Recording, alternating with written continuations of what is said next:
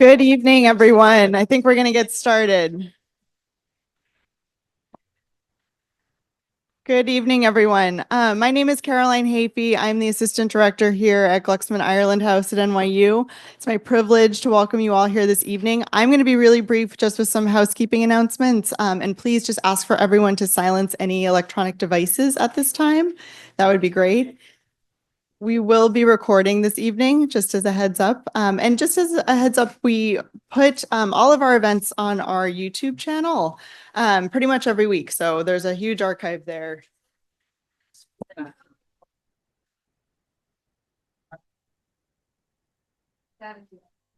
Is that a little better?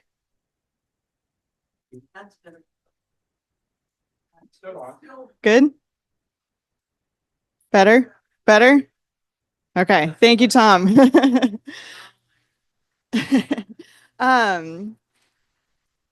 So the conversation this evening is going to be for about 35 minutes, and then we'll open it up to a Q&A. And that's, I think, all you need to hear from me. We're glad we got the tech worked out. I'm going to turn it over to Kevin Kenny. Thank you very much.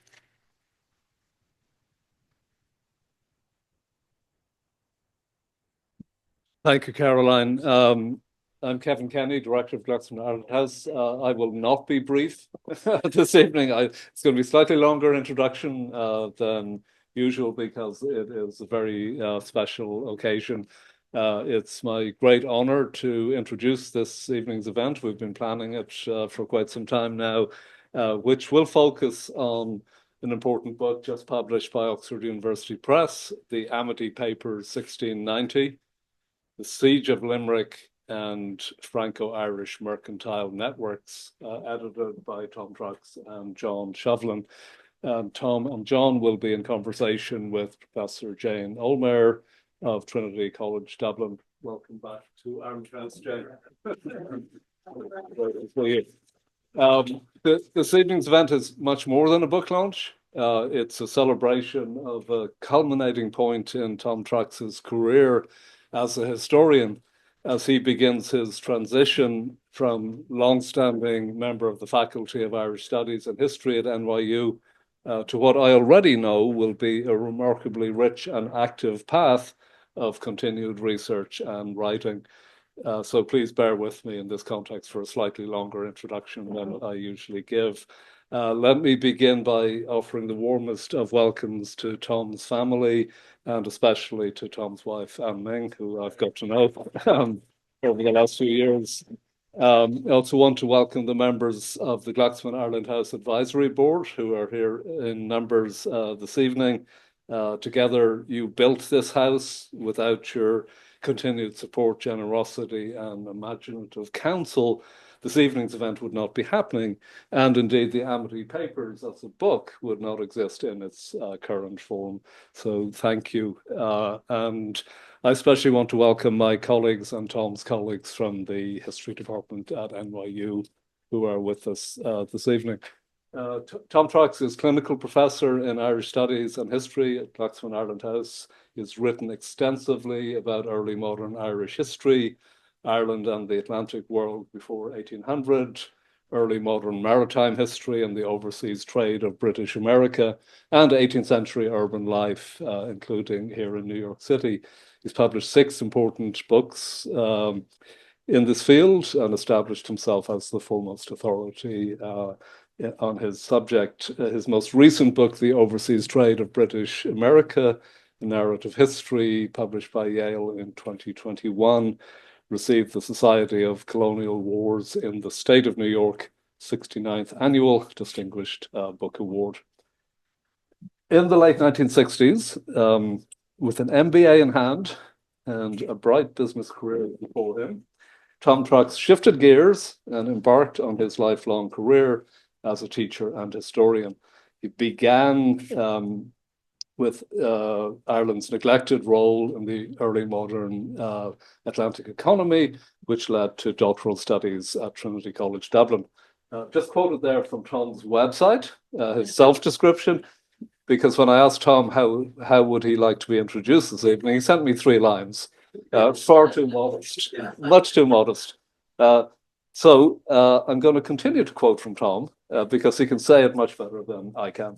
Tom Truxes' emphasis is always on history as story. That is, the stories of men and women in past centuries, folks with whom we share a common humanity, but who face challenges very different from our own. His goal is to bring their stories to as wide an audience as possible, whether they were Newfoundland fishermen in the cold 17th century North Atlantic, expatriate Irish men and women in 18th century Bordeaux, or colonial New Yorkers defying British authority on the eve of the American Revolution. The common theme of Truxes' work is the impact of trade and commerce on the lives of ordinary people. The rich detail of these lives resides deep in archival sources. This is where the historian takes on the role of detective, reconstructing the past from scraps of evidence. End quote, quoting Tom Truxes' self-description. Which brings us to the Amity Papers, 1690, the centerpiece of tonight's conversation. I'm not going to say much about the book for fear of spoiler alerts. It reproduces 74 documents seized from an Irish ship, the Amity, mostly written during the 1690 Siege of Limerick. And they offer really moving and poignant account of the plight of civilians in that conflict. These documents were rediscovered only about 10 years ago in the National Archives in England, and they invited Tom over to decode them. We'll hear more about that story tonight. Tom's co-editor in this extraordinary documentary project was our colleague in the NYU History Department, Professor John Shovlin. John's research focuses on the history of capitalism in Europe from the 17th to the 19th century. His first book, The Political Economy of Virtue, explored the debates that helped catalyze the French Revolution in that area. His second book, Trading with the Enemy, looked at Franco-British global rivalry, spotlighting efforts to channel military conflict into more pacific, and I'm quoting, yet still ruthlessly competitive commercial interaction. John was editor with Tom and with Tom's Trinity College mentor, Louis Cullen, on an earlier documentary collection, the Bordeaux Dublin Letters, which we produced in Ireland House a little before my time. Jane Ohlmeyer is Erasmus Smith's Professor of Modern History 1762 at Trinity College Dublin, former chair of the Research Council, which funds frontier research across all disciplines. One of the world's leading authorities on early modern Irish and British history, the New British History, and Atlantic histories. Jane is the author or editor of 13 books, I think. Editor of Volume 2 of the Cambridge History of Ireland, published in 2018, which I had the pleasure of launching from this podium as my first event as director when I returned to New York in 2018. In 2023, Jane was awarded the Royal Irish Academy Gold Medal in the Humanities. Also in 2023, she received an advanced ERC grant for a project called Voices on the lived experiences of women in early modern Ireland. Also in 2023, she published her latest book, Making Empire, Ireland, Imperialism and the Early Modern World, which I was reliably informed this morning has become Oxford's best-selling history title. Jane is currently working with Brina Ní on a book called From That Small Island. It's a history of the Irish in global context, based on a 4-part documentary television series that will be aired, I believe, by OTE and are we sure on PBS. Okay, so look, I did warn you at the outset that it would be a long introduction. I'm going to stop and have the rare pleasure of sitting back and enjoying the show. Before we kick off, I'm going to invite the president of our advisory board, Ted Smith, to pay a brief tribute to Tom, followed by John. And then, thank you so much.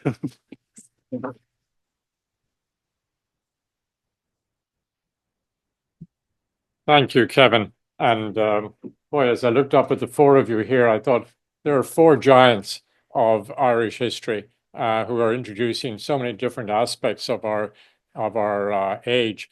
You know, when I was growing up, Ireland was the island of saints and scholars. Clearly, we forgot about the merchants and the traders. And you know, these people here, including Kevin with his work in the diaspora, are really opening up a whole new vein of scholarship. And there's lots more to go with it. And it's really exciting and very refreshing. You know, they say that the old saying, the flag follows trade, and no exception here. We saw in the last week the power of trade to disrupt the world. It's somebody who shall be unmentionable and unspeakable. But we are very what really strikes me about Tom's research is that he does tell stories and he brings it all alive, not just through data, very well researched, but through the personal stories. And that's what comes alive for me in the Amity Papers. It comes alive with his earlier Bordeaux. These are people, and they're with their wishes and their hopes and their tragedies and their loves and their absences. And who knew that Ireland and France had such a connection? Different language, but they did. We knew there were missionaries there and that there were the Jesuit college over there. Being two Catholic churches, the Irish frequently had to go to France for the further education. But these were merchants and they were Protestants and Catholics. I asked one of our board members earlier on, Sophie Sweetman, who's here, whose family, she's writing a book on her family who were merchants in Ireland and prosperous brewers since what, 1600s? And I said to her, how did you as Catholics hold on to your property and your land during the penal laws? And she didn't quite answer the question, but we'll get that in the book. But what she did say was in Dublin, there was a whole group of Catholics and Protestant merchants who traded with each other all the time and weren't subject to the severity of these laws in the rest of the island. And they didn't have land. They had that. They had land later after the Act of 1800 when the Anglo-Irish, a lot of them left, the landlords and land became more available. But the geopolitical realities that you have all discussed and which we look forward to hearing about tonight are amazing. And I think I'm in awe of what you're doing. And I love the fact that you're taking it to France and bringing it on the road. Ireland now, because of Brexit, has a very close trading relationship with France that's been renewed. And that's magnificent. So I've gone on rather long, but I just wanted to say all this on behalf of the advisory board, how proud we are of you, Tom, how much we'll miss you, but keep on this research. We'll keep reading you. Thank you.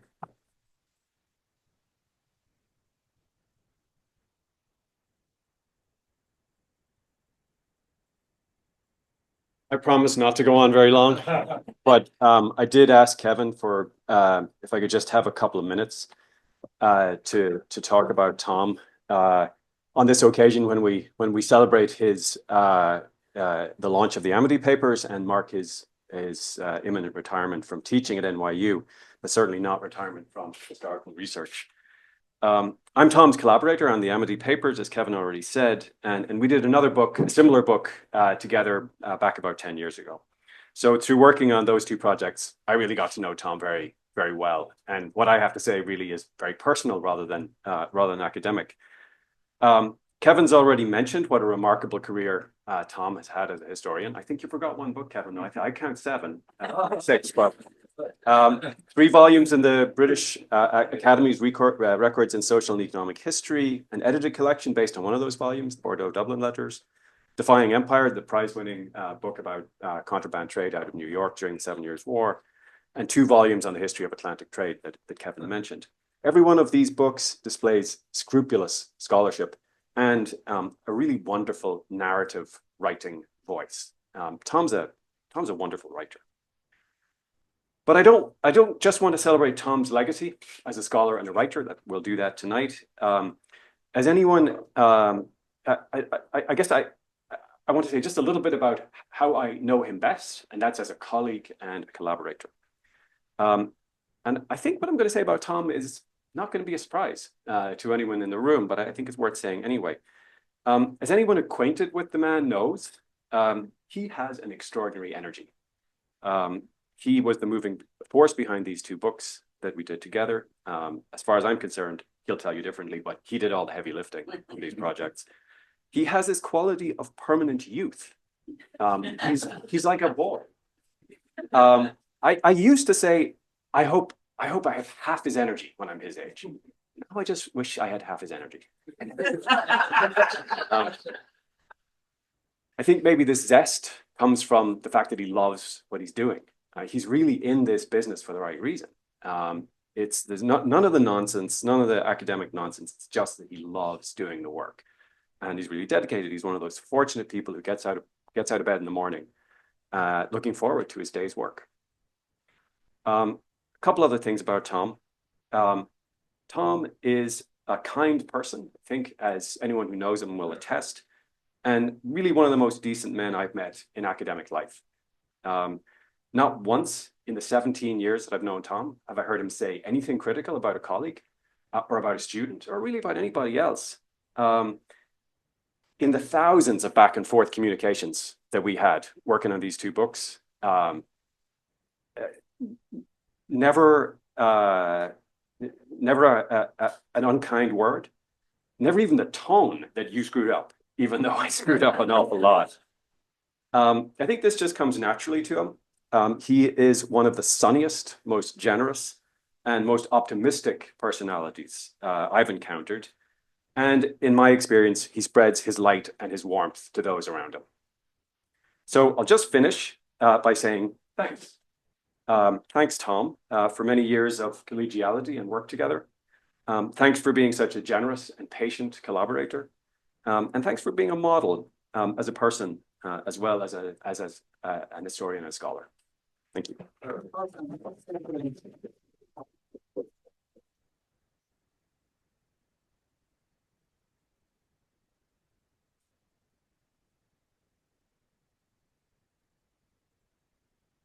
Good evening. We'll follow that.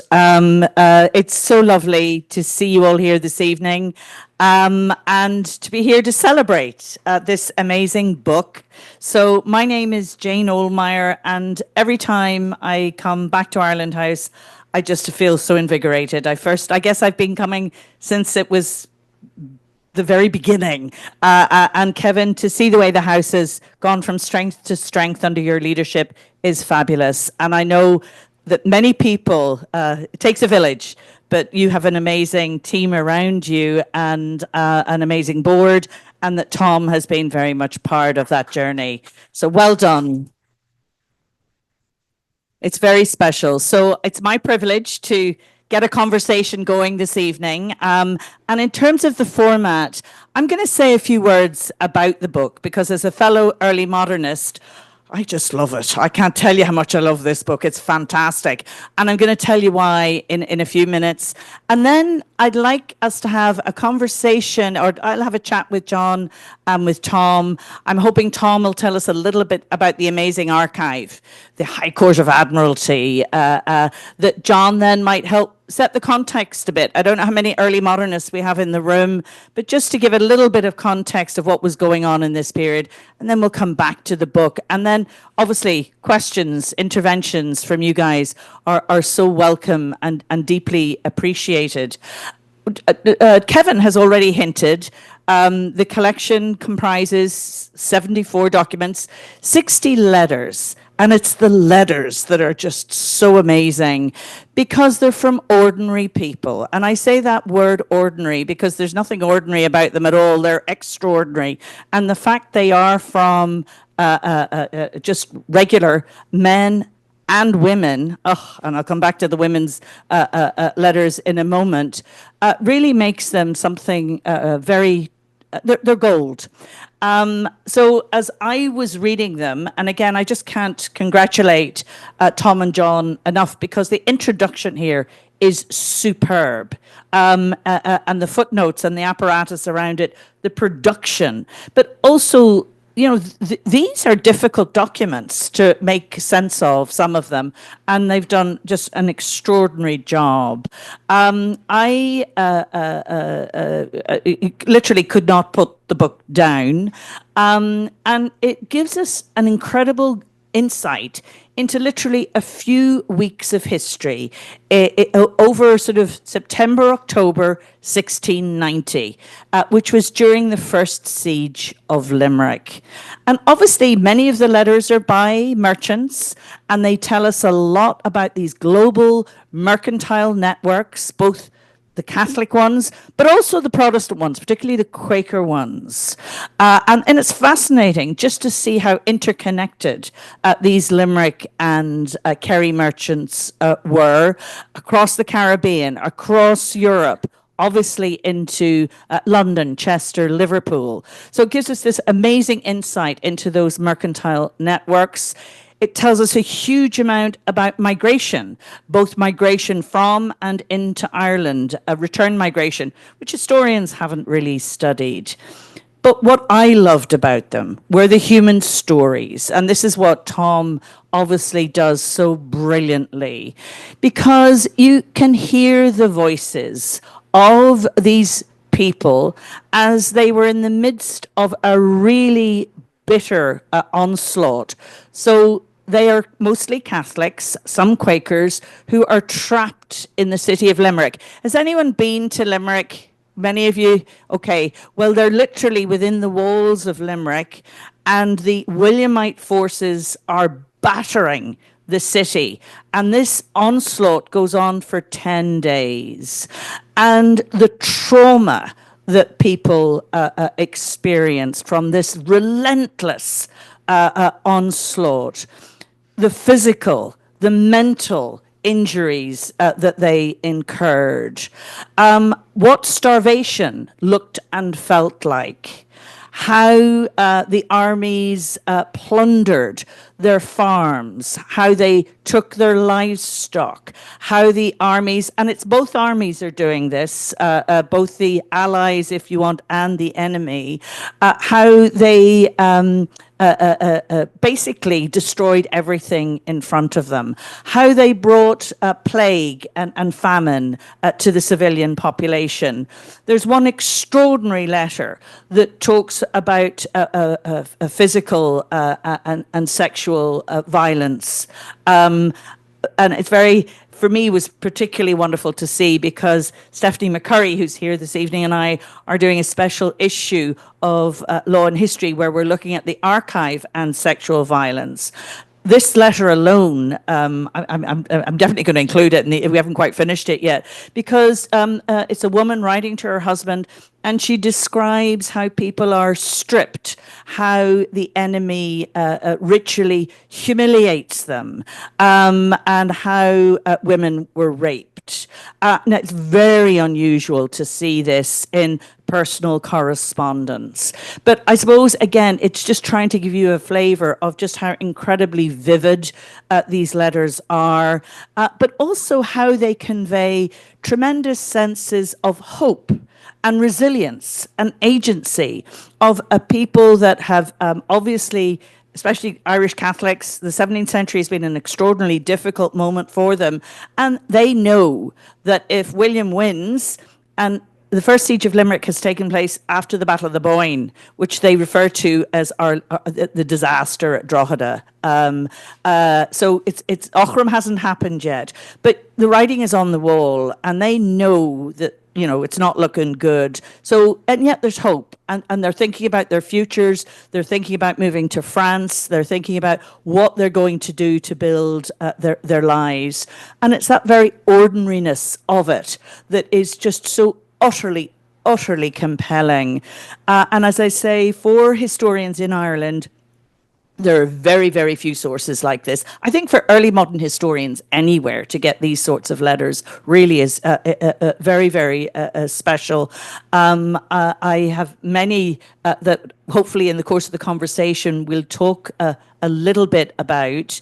I'm particularly interested in the ones by women because, again, hearing their voice is so rare. 54% of the Irish population are female, and they're hiding in plain sight, and that becomes very clear in these letters as well. So, from my own selfish perspective, I'm just so thrilled that this is being published. And as I say, rather than listen to me, we're going to now, as I say, move over, and I'd first love to ask Tom to tell us about how he actually first met with the Amity. And because has anybody worked in the High Court of Admiralty Papers in the National Archives? They're the dirtiest archive imaginable, and I have worked on them. And you need to have a shower every night. They're filthy. But Tom, tell us your story with the Amity. Yes. Am I on? Can you hear me okay? No? You take mine, and I'll switch the other. Can you hear me now okay? Am I on? No, keep it right up. Oh. Yes? Yes, okay. Okay, so this collection. I'm going to get you to keep it right up there. Right there, can you hear me okay? Okay, sorry. This collection came to me literally out of the blue. I had been involved in work in the archives at an earlier time that came up in the introduction. But in 2016, I received an email here at Ireland House from a woman named Amanda Bevan, who was the chief archivist in the cataloging of a gigantic collection of papers at the National Archives. 4,000 boxes, large boxes, filled with uncatalogued material collected off of ships captured in wartime between 1650 and 1815. The archivists estimate about 100,000 letters in this collection, most of them unopened letters. It's an enormous collection that has been only lightly tapped into, and now there's a major project afoot to catalog the entire thing, to digitize all the documents and to transcribe them and make them available worldwide in a digital format that is funded by the German government and partners from elsewhere in Europe. It's a huge, huge project. Anyway, I was contacted by Amanda telling me that they had come across a very odd small collection of papers that had been kind of rolled up and sealed with string, keep it nice and tight in December 1690. It had been sealed up in December 1690. They broke the seal in this early spring of 2016. So this collection had been out of circulation for a while. And she contacted me with mentioning to me that she wasn't sure quite what it was. It's got something to do with Ireland, but she wasn't quite sure, and so she contacted me. And in short order, I was sent over to London. I spent most of a week sorting it out, photographing it, and organizing it. And immediately it was obvious to me that this was something very special. This was a collection of letters that had been taken off a small Irish trading ship, which we mentioned that before. It's called the Amity of Limerick, owned by Quakers, 3 Quakers, Quaker partnership in Limerick. This was the mailbag. This was the contents of the mailbag of that ship, or at least we think most of the mailbag of the ship. We can't say for sure, but the ship was on its way to a French port, and it was the option of the captain to choose the port because this is wartime, and these ships were being in great danger, crossing from Ireland to France, and to make the best port he could, Nantes, La Rochelle, Rouen, possibly, but Nantes and La Rochelle were the main destinations if the ship could get there. And so the documents that we have edited are the contents of that mailbag. The ship left about 3 weeks, maybe 4 weeks. We don't know exactly for sure, but let's say roughly a month after the lifting of the siege.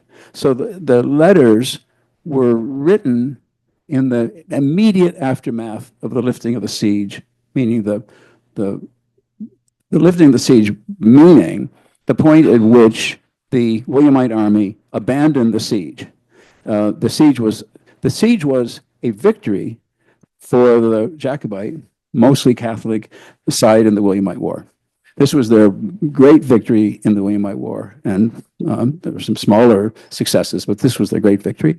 And the Williamite army went on to lay siege to Cork, in which they were very successful there. But in any case, this collection is this is a survivors collection. It's composed of merchant letters relating to the trade of the ship, a small Quaker ship. Most of the goods on the ship, most of the trade on the ship was conducted by Catholic merchants in Limerick, but the ship, much of that was facilitated by Quakers, by a small group of Quakers in Limerick, as well as Catholic merchants in Limerick. So there's a trade element of it. Then there was the voices of soldiers and officers, a small number of them, some of them prominent actually. We hear their stories in the collection, and then we hear the voices of just ordinary people who happen to be included in the mailbag, and so it's a very wide-reaching set of documents, and it captures the spirit of these people. They've endured enormous hardship and are enduring enormous hardship because, as Jane pointed out, this is in the aftermath of the siege was a time of disease and hunger and plague and a ruined city. The city has been bombarded for, well, it's hard to say exactly the number of days, but it would be a couple of weeks roughly, and firebombed. It was a small city, a walled city, in which most of the dwellings were thatched, had thatched roofs, and the Williamites were shelling it with firebombs, lighting up the city. It was really a nightmare that these folks had survived. But this is not a collection of angry people. It's a collection of survivors. There's an enormous sense of humanity and endurance and perseverance comes through in the collection that is remarkable and in some ways maybe not surprising, because there's people we know from our work in history that people endure and they will get through some very difficult circumstances. So that's basically the context of the collection. Thank you, Tom. It might be an idea to bring John in here a little bit, because I think it's really important that we get a sense of where Ireland sits in the context of early modern Europe at the time. And obviously we're seeing a war being waged between two kings, King William of Orange, who has been given the throne in what English historians call the Glorious Revolution. And I'm telling you, there's nothing glorious about it from either an Irish or a Scottish perspective, and has ousted the Jacobite king, James II. But of course, we've got Louis XIV, the French king, who of course is very much supporting the Jacobite effort. But do you want to just say a little bit more about the wider context of what's going on in Europe, John? Yeah, sure. Keep it just right up to your mouth. Can you hear this properly? Yeah, okay.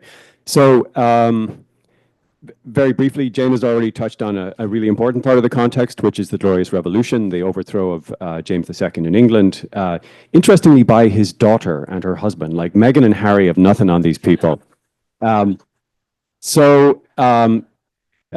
James is...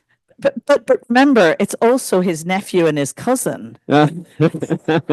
That's right, yeah. Inbreeding. Anyway, this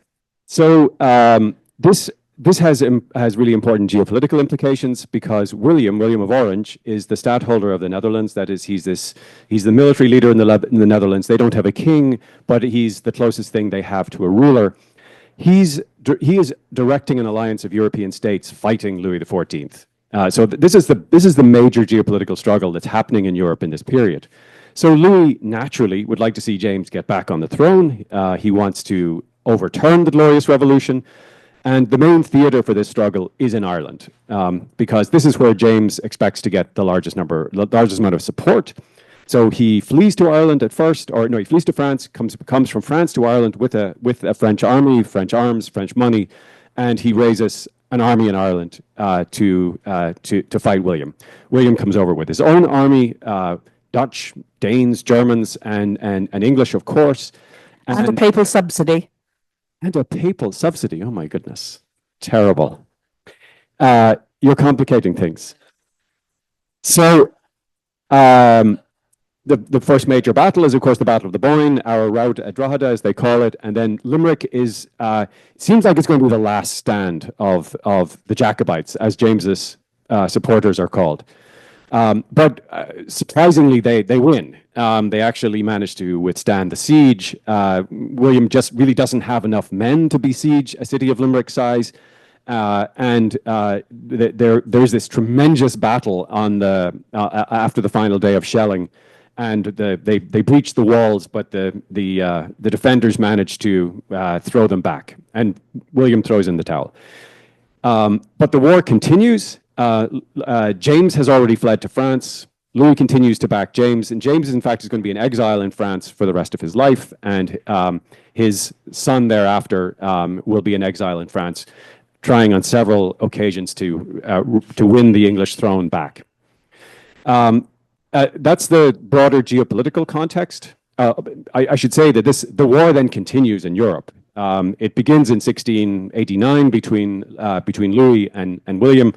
And it goes on for another 9 years until 1697. And then they fight another round between 1701 and 1713, 1714. So it's an extraordinarily bellicose period. Ireland is a really central theatre of that long 9 years war during its first couple of years.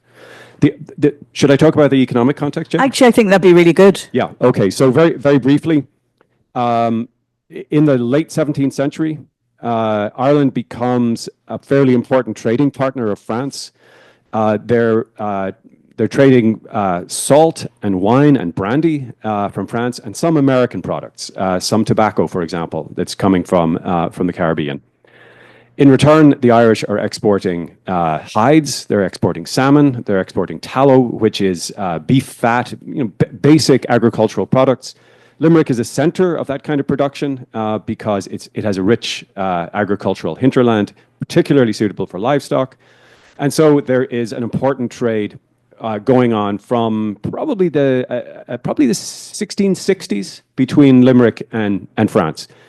Interestingly, as soon as these merchants manage to get the Williamites out of their hair, the first thing they're doing is thinking about how they can ship out a vessel and sail it to a French port with whatever they can load it with. And it's very difficult to load it with anything because nobody wants to sell anything because they've replaced the usual currency with this worthless Jacobite currency that's made out of, it's basically tokens. Anyway. Sounds all very familiar, doesn't it? Yeah, very modern. They managed to load the ship.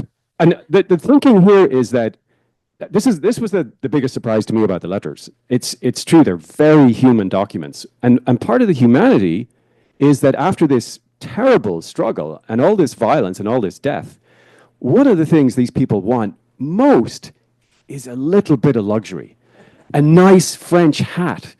One guy writes to his brother and he says, you can't get linen for love or money here. Please send me X amount of linen, enough to make, 6 fine shirts. They're looking for soap. They're looking for paper. They're looking. One of the merchants is looking for anchovies. Anchovies. Who thought there was a market for anchovies in Ireland in the 17th century? But these are some of the things that are going to be incredibly valuable if you can just get them back to Limerick and sell them in this moment of relative stability and relative peace. So there is this thriving trade, but the wartime trade story within it, I think, is really fascinating and really surprising. Well, there's just one thing I'd love you to say, and then come back to Tom. It's about just how dangerous the seas are at this point. Because remember, the seas are the superhighways of the early modern period. This is how people communicate. But here, you risk your life and your limb when you go out, literally, the privateers, or being captured, as these guys are. do you want to comment on that? And then, Yeah. or Tom, doesn't matter who does. Yeah, just very briefly, this is a very dangerous trade to engage in, and actually in the letters they talk frequently about other ships they have lost in the course of this traffic. There are several major problems. You might get caught by the English Navy, you might get caught by the French Navy, you might get caught by French privateers, or you might get caught by English privateers. In the end, they get caught by the English Navy off the coast of Wales. But it's an incredibly dangerous moment to be trying to do this, and that in a way makes it all the more surprising that they're trying to squeeze this voyage in, or a few voyages in, at this brief moment of stability before what they know is going to be a renewed onslaught. Yeah. Tom, I'd love you to say a few words about the Irish community in France, because obviously they're sending these letters to people who are either fellow merchants. There's one woman who's in a convent in Nantes. There's an amazing Irish female merchant called Madame Lee, who's clearly running a thriving enterprise in Nantes. But if you can just paint first the picture of the Irish community in France. Yes, I think that is, am I on? Can you hear me okay? I think that's one of the most striking things about the collection is the energy that is being generated in this relationship between Ireland and France, and partly from the Irish end, of course, in wartime. They're really struggling to do that. But there's a thriving community, thriving Irish enclaves in French ports that are the seeds of what is going to later develop to be a very significant Irish presence on the continent. And among these is Madame Lee, who is a dynamo, a truly fantastic woman. Now she is the widow. She's a widow, but she has there's a decade has gone by in which she has built that business with her sons. She's a formidable character in the trading world of the Irish French trading world, but the trading world of Nantes. And I think this tips us off that we need to learn more about women of this kind. I think we have, sometimes historians make assumptions that that women are pushed aside in ways that maybe in fact they're prominent, powerful characters, and she is one of them. And there are within each of the communities we know the most about from this collection. That's Nantes, and La Rochelle, Saint-Malo, some other places. A little bit from Ostend, a little bit from Dunkirk, Rouen, a little bit from Bordeaux, something from Lisbon and Portugal. But what we have a sense is an overseas Irish world that is a very real thing that's connected to Ireland. This isn't just a case of Irish people leaving Ireland and going off on their own and folding into the host society. These are people who are thriving, members of thriving Irish enclaves abroad that are intimately connected to Ireland back home, and gives us a sense of an Irish outreach that it's prefiguring what is going to happen in the later centuries, in the 19th and 20th centuries. No one has to tell anyone in this room that there is a significant Irish presence globally, but here we see the seeds of that being laid down in very specific ways, and with fabulously interesting characters. And we were fortunate in doing this project to be able to connect with young scholars in France who in France, working in France, but trained in Ireland, and who are now opening doors and windows onto this world, which has been largely unavailable to us. We're learning more literally by the month. There is an increasing volume of work that's being produced, and in the coming decades, the things we're talking about tonight are not going to be a surprise to anyone. It's the seeds of global Ireland are very rich, and much work to be done if we're always looking for volunteers. For example, I would spend the rest of the night talking to you about the possibilities, but they're enormous possibilities. So our collection gives us a hint of that, a hint of the kinds of the range of activities. For example,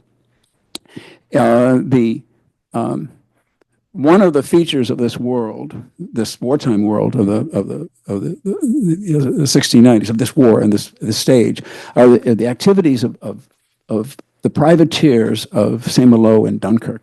Well, it turns out that these are prominent Irish characters. So our Irish guys, our Irish people, are at the center of that in ways that we might have imagined, but now we know, because there's documentary evidence in our collection to show that. So we have a wide range of things. We have private a privateer is a private business, essentially. It's a naval auxiliary.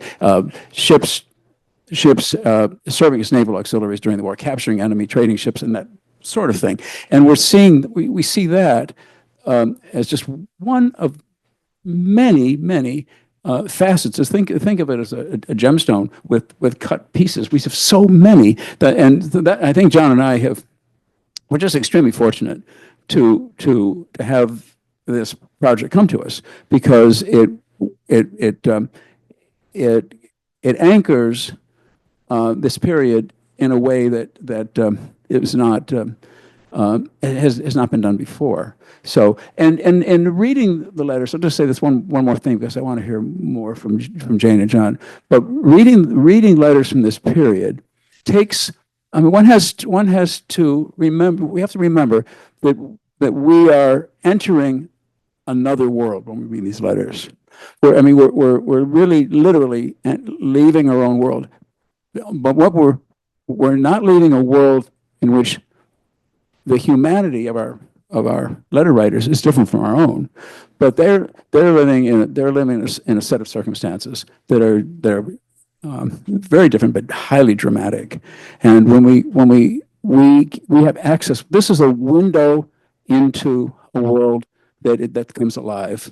And that's why those of us who are fortunate enough to become involved in documentary editing are so enriched by the experience. Very nicely put. Maybe I'll ask John a question and then come to you guys. I'm sure, feel free to either make an observation or ask a question. But John, Tom touched on it there when he was saying the hope is that these letters actually will go to France. He's being very modest here. What basically the Department of Foreign Affairs is planning to do is to mount an exhibition around not just the Amity, but the Bordeaux letter book, and take, the letters and the correspondence across France, and then it'll end up in Ireland once it's sort of done its French tour. And that's phenomenal for a historian, because it allows access to audiences we wouldn't get normally. But I don't know, John, from your perspective, what is your hope for the Amity Papers? How would you like to see them used? What would you like to see them leverage in terms of other research or indeed teaching activities? Have you thought of much? I mean, yes. I mean, it's the teaching potential that grabs me most. I mean, these are, as you said in your remarks, it's really rare to get this kind of very direct testimony from early modern people, especially in dramatic contexts like this. So to be able to use that kind of material in the classroom, it's really remarkable. So that, I think, is a huge potential. It's unfortunately as a result of the policy of the British Academy, and it's not a criticism. I think they have to do this to make it work. But it's a very expensive book, and I hope it'll appear eventually in a digital form that'll be much more readily available to students. My understanding is the British Academy has taken a decision to publish all of this on open access. So in other words, ultimately, I'm not discouraging anybody from buying the book. It's fantastic. It's but really in the expensive. fullness of time, it'll be free.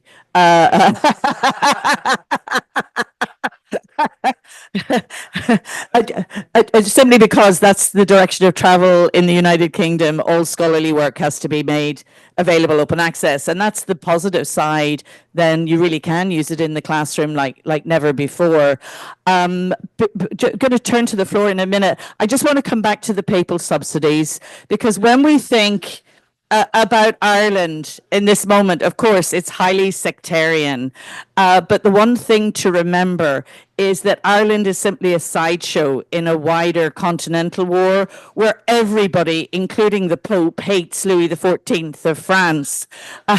So while the Pope did not send actual troops to serve in the Williamite army, he did send a very sizable papal subsidy, and Te Deums were sung not in Rome but in Vienna to celebrate the victory at the Battle of the Boyne. And when I tell those stories back home, people look at me like, you're lying, this can't be true, but it really is. And I think, you know, this is what, again, as historians, you want to complicate things, and actually, you know, for me, this actually gets away from the tribalism and the sectarianism that actually characterizes this period and allows us to see the lived human experience in a very special way. Can I make one comment on that? So another one of the big surprises with this book is that 30 of the 60 letters were written by Quakers. I didn't know there were Quakers. I didn't really know there were any in Ireland. I certainly didn't know there were any in Limerick, and that they're a really important part of the merchant community there. Some of the Quaker letters give you an oblique sense of where the Quakers stand vis-a-vis the Glorious Revolution and vis-a-vis the Williamite cause and the Jacobite cause, and it's very surprising. They are considerably more sympathetic to the Jacobite cause than you might imagine, and they have truly terrible things to say about the Williamites. So this really muddies the sort of usual sectarian reading of this moment and of these events in another interesting way. Yeah, absolutely. Questions, comments? There's at the back. I think there's a mic coming. We have. We'll pass the mic. Actually, I'll take prerogative. Oh, go ahead. So Kevin first, please go ahead. Yeah. Kick us off, and then to ensure we get it on the mic. Thank you, Tom, so much, and we're just beginning to get a glimmer of insight into the richness of this. I want to take the opportunity with three early modernists sitting before us. Tell me, this phrase, "a common humanity," has come up, I think, 3 times tonight, and in your own website and in the conversation. So, on that theme, Tom, would you reflect on what is radically different about the world in 1690 and what is just the same as the world we live in? Okay, I can. Am I on? Okay. Yeah. Okay. What's the same is what's most important. There is much that's different and much that's the same. But what's the same is what we know. We would know these people if we were to suddenly. We can do anything here at Ireland House, and now we're going to take you back to 1690, and you would know these people. There's nothing about them that you wouldn't connect with. The differences between us are the circumstances of our lives. We live in a world in which we have health care. They didn't. We live in a world of relative comfort in terms of just the ordinary tasks of daily life. They didn't. But we would know them, and we would be able to talk to them. And most of the letters are written in plain, accessible English, and they're plain spoken, because these letters were not written for publication. We're intruding really on the privacy of these people, and I wish I could feel guilty about it, but that's what we do as documentary editors. They are, for example, there's a love letter in this collection from a Quaker merchant to his wife that is really just so touching, and it's just, you'll stop in your tracks.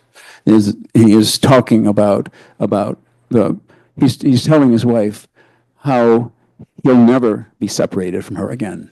He was in Limerick during the siege. She's in London. He sent her there to protect her, to get her out of the way, and she's helping to manage his business in London.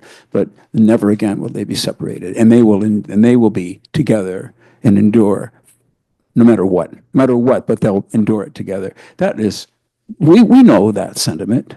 We know that exactly. There isn't anything on the human scale in this collection that we don't already know. But the circumstances are really shocking.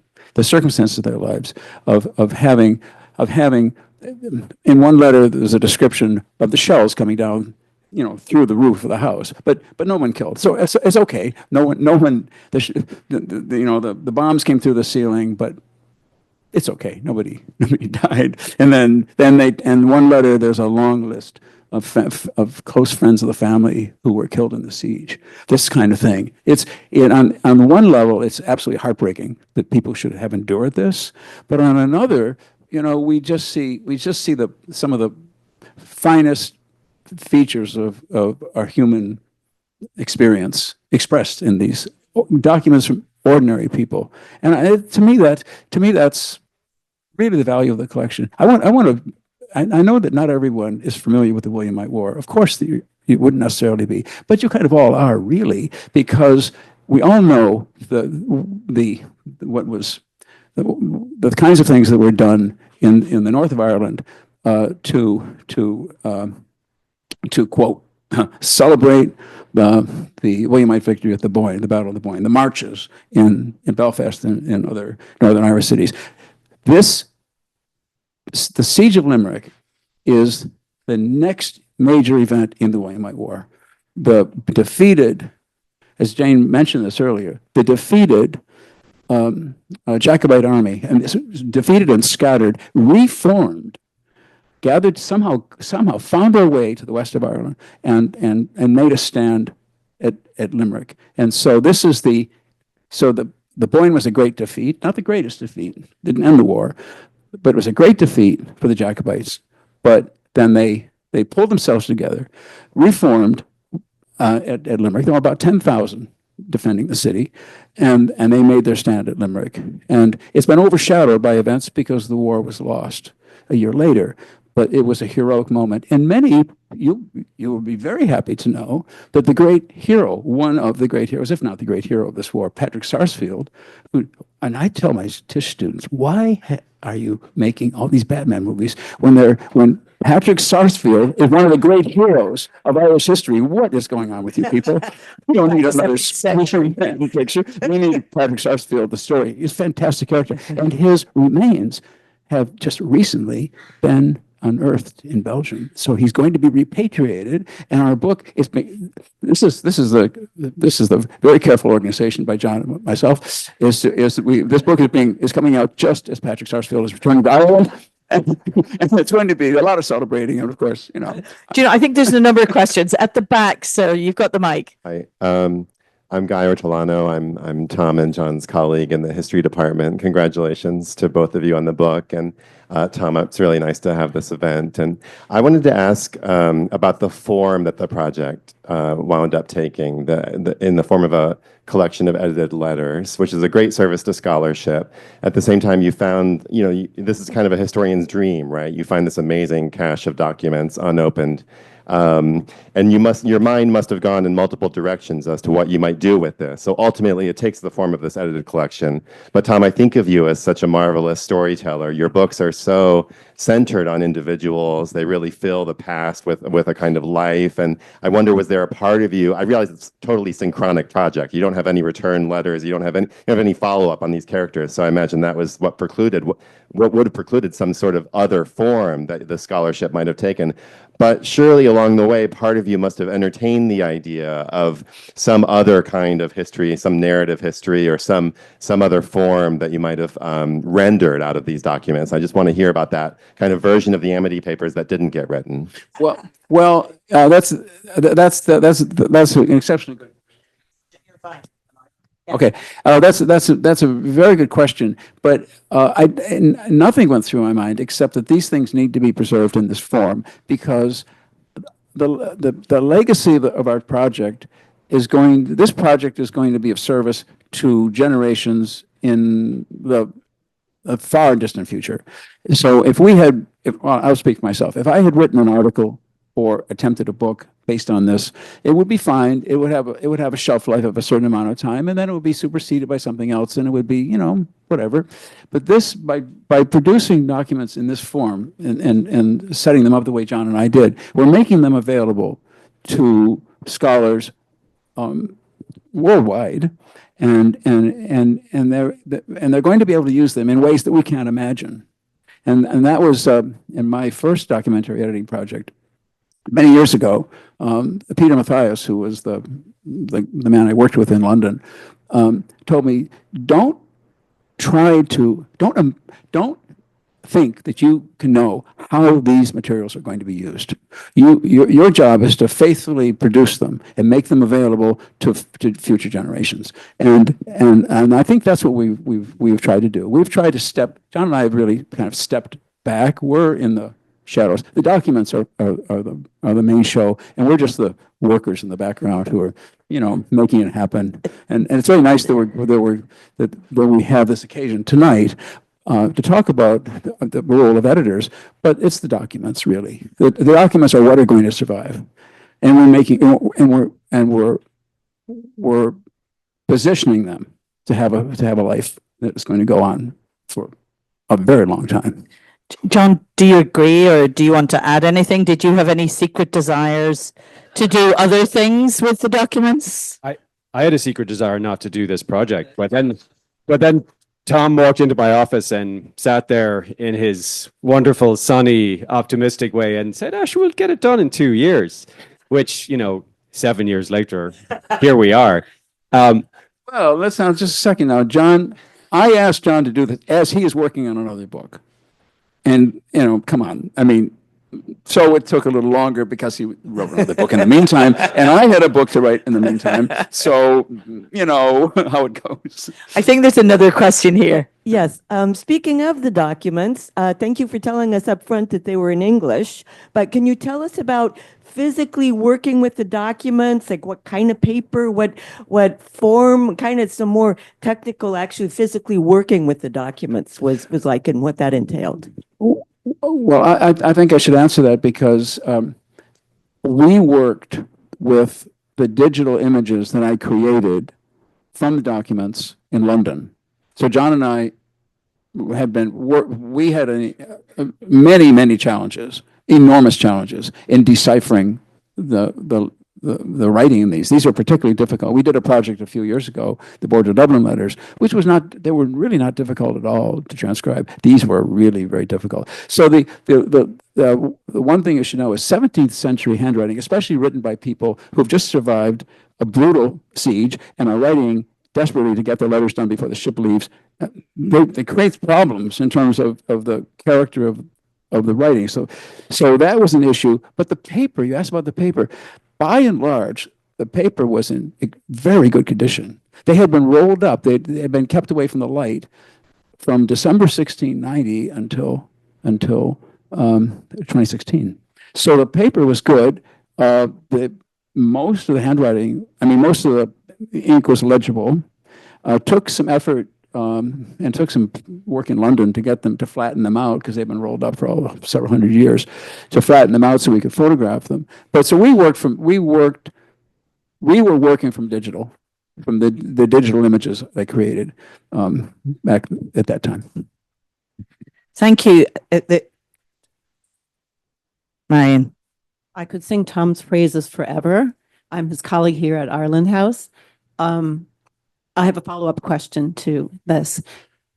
When you were in Kew and you unrolled, you were working with the archivist there, what did the 17th century smell like? Well, I can't say that it had any particular thing. No, I don't remember that there was anything about them that was off-putting. No. What I mean is they weren't stale. They weren't mildewy. There was one or maybe two. The Christmas Smith petition, some of that had deteriorated. One or two documents had some deterioration, but most of them are extremely good condition. And you would have expected by this time that they would have deteriorated, but they hadn't, except A wonderful name, Christmas Smith. It was a merchant from Tralee. And they weren't dirty, Tom, No. because when I was working with his material, it was absolutely filthy. No. No. Mm. Mm. Off the Yeah. Stephanie. Well, thank you both for this. It's such a pleasure to hear about this. And as a historian, I totally relate to, I can only imagine getting that call. And I have to say, what a tribute to you that you're the one who got that call. Yeah. I mean, I can only live in hope, and I can't quite imagine. And captured mailbags are a great resource in many, many fields. I work on the American Civil War, and some of the best things we know about Black soldiers come from captured mailbags that were never, and of course they're never delivered. So there's this kind of sadness to letters that are never delivered. But I actually want to ask a really practical question, just so that I have the picture clearly in my mind, because I love the history of trade also, which is, you said in the mailbags, there's like 3 categories of letters. There's the ones that are commercial, I suppose, arranging a trade. And you said the Quaker letters are the commercial letters, mostly, right? Yes, they are. But the Quaker letters, I'm going to express this a different way from what we talked about earlier. We could have each in one letter. We could have those 3 dimensions. Gotcha. Within the same letter. What I'm trying to figure out is the woman like Madame Lee. These letters are going out from Limerick to people in France. To her company. To her. That letter is to her. Yeah. Multiple letters to Madame Lee. So Madame Lee and Sons and Madame Lee and Company. Right. So what you know about her comes from the internal content of the letter. There's no census to look up or anything else. Oh, but there are archives in Nantes that relate to her, and there is a very energetic genealogist in France who has put together a good deal of material background on her on the Lee family. So we were able to tap into other sources to get to know our characters. We made a huge effort to do this. But I'm really curious about these women and the people you're describing as ordinary citizens. Oh, yeah. So they're writing from Limerick. Are they? And I guess what I'm trying to get at is the Irish community in Nantes, say, is it all traders, or does it go beyond that? What's the commercial piece it goes beyond the bigger picture? It goes beyond, because there was we have in our collection. There's a letter to a convent, a nun in a convent in Nantes, and there's letters. There's a letter to an officer in an Irish brigade there. So it's mostly commercial, but we pick up the connections to the convent, and we pick up connections to the Irish brigades. And there's a wonderful letter in the collection, a short letter, but just a wonderful letter by Limerick merchant to his son in the Irish college, the Irish Jesuit College of Poitiers. And he's basically telling him, come on, stick with your studies. It's a classic dad letter to the wandering, it's the son. So there's a wide range of such. Yeah. Can you think of any? What, John? Am I missing any themes that? One theme you're missing, Tom, is punctuation. There isn't any. There isn't any. None. Try reading a 2,000-word letter where there's not a single period and not a single capital letter. In one paragraph. You just have to guess where the sentences end and where the sentences begin. That was one of the real challenges. Oh yes, it wasn't it. Certainly not. Please. You talked a little bit about domestic spaces, the bomb bursting through the roof, or and about the sort of private sentiments. Is there any sense conveyed of the street, of the public spaces, of the urban setting? Do you get a feeling for that in the letters? How would you answer that, John? I don't think you really do, but No. we do have good first-hand accounts of Limerick City before the siege. from travelers, from at least two that Tom was able to find. So we actually have a pretty good description of the urban feel of Limerick. And the before public siege. space that comes through repeatedly in the letters is the breach in the wall where the Williamite forces break through, where actually it's the Danes and the Germans who break through.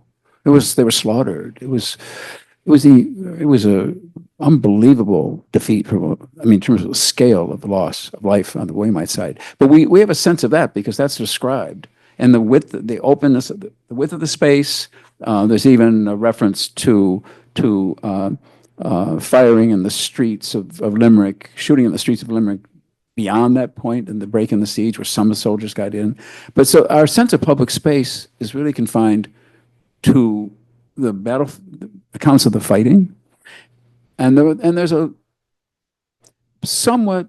few references where we get a sense of interior space, but not so much. That wasn't what was on their minds.